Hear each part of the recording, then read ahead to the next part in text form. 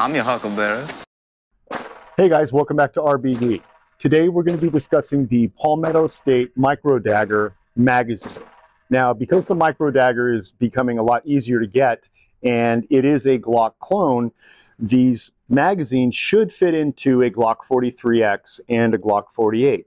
So let's check it out for reliability and just kind of see what it's made of. When looking at the construction of the PSA mags, we see an interesting direction taken by the company to construct a 15-round magazine that can work with an existing polymer magazine catch. First, the Palmetto State Armory's overall magazine is a metal tube welded along the back seam. Next, a polymer laminate was attached to the metal tube to both build up the form of the overall magazine for proper fit and also to create the necessary magazine catch spaces.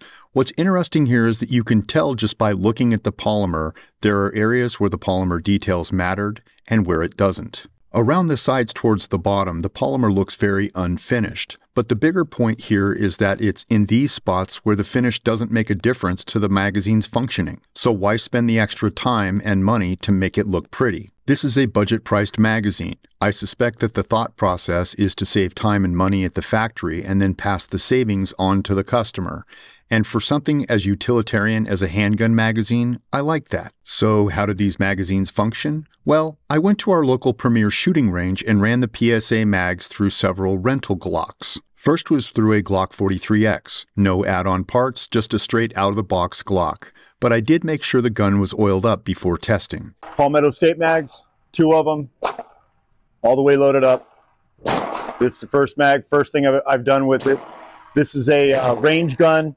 So it's not even my gun, so the gun is well worked in. It's a Glock 43X, and we'll see what happens. The initial magazine ran fine until it had a failure to go into battery on the 8th round.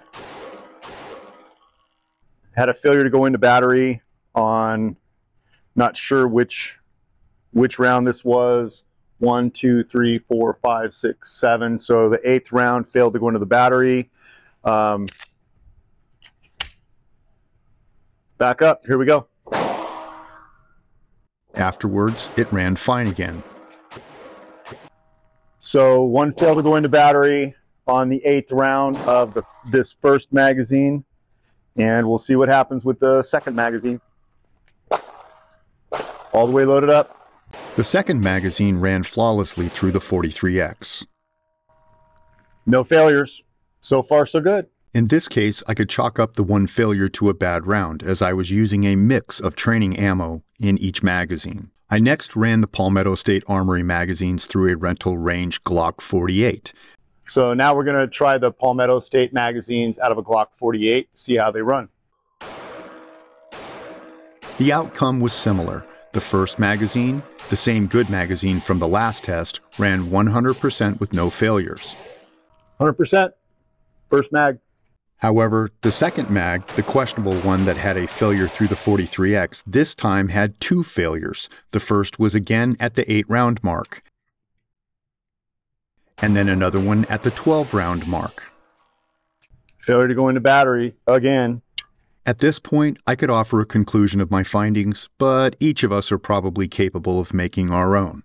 For me, these magazines fall into the practice session and range use category. Over time, the PSA mags may smooth out a bit, and I will keep you updated as we explore the Palmetto State Armory Micro Daggers in future videos. Until then, thanks for watching, and we'll catch you right back here next time on Ranges, Backstops, and Berms.